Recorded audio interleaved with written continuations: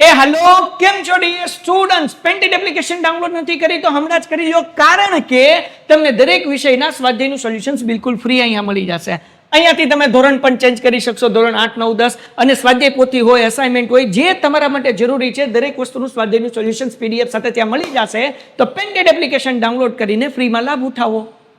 નમસ્કાર વિદ્યાર્થી મિત્રો, સ્વાગત છે તમારું તમારી પ્રિય યુટ્યુબ ચેનલ પેન્ટેડ સાથીમાં. મિત્રો, આજના આ વિડીયોમાં આપણે ધોરણ 9 ગુજરાતીના પ્રકરણ 4 ગોપાળ બાપાના સ્વાધ્યાયના પ્રશ્નો અને તેના ઉત્તર જોઈશું.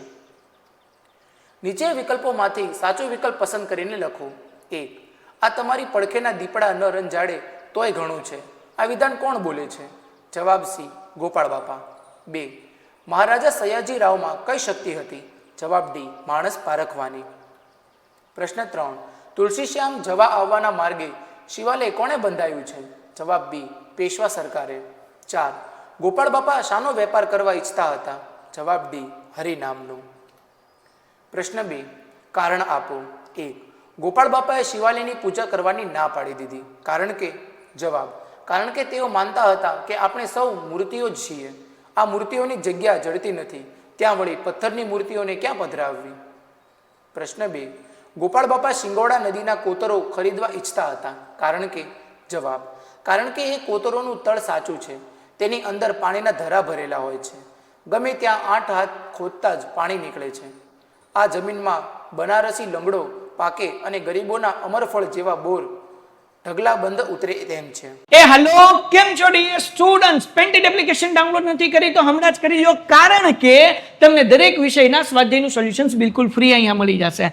અહીંયાથી તમે ધોરણ પણ ચેન્જ કરી શકશો ધોરણ 8 9 10 અને સ્વાધ્યાય પોથી હોય અસાઇનમેન્ટ હોય જે તમારા માટે જરૂરી છે દરેક વસ્તુનું સ્વાધ્યાયનું સોલ્યુશન્સ પીડીએફ સાથે ત્યાં મળી જશે તો પેન્ટેડ એપ્લિકેશન ડાઉનલોડ કરીને ફ્રીમાં લાભ ઉઠાવો. પ્રશ્ન 2. ગોપાળ બાપાનું પાત્રાલેખન કરો. જવાબ, ગોપાળ બાપા નિષ્ઠાવાન અને નિડર હતા. સયાજીરાવ સાથે વાર્તાલાપ દરમિયાન એમની સાથે અમાન્ય રાખે છે પણ પોતાના વિચારો નિડરતાથી રજૂ કરે છે. ગોપાળ બાપાએ સયાજીરાવને સૂચન કર્યું કે કોતરોની જમીન પર શિંગોડાના મારને રોકી શકાય તો ત્યાં બનારસી લંગડો કેરી અને ગરીબો માટે બોરના ઢગલે ઢગલા ઉતરે. એમના સૂચનમાં ખેતીનું જ્ઞાન અને ગરીબનું ભલું કરવાની ભાવનાનું દર્શન થાય છે.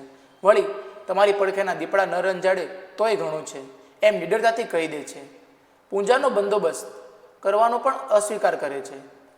તો ત્યાં મૂર્તિને નામે સૌને આશરો મળે તેવું કરજો એવા સયાજીરાવના સૂચનને સહર્ષ વધારે છે. ગોપાળ બાપા મિત્ર ધર્મ જાણે છે. એમાં ક્યાંય દિલચોરી નહીં, ક્યાંય સ્વાર્થ વૃત્તિ નહીં, ક્યાંય બેવફાઈ નહીં.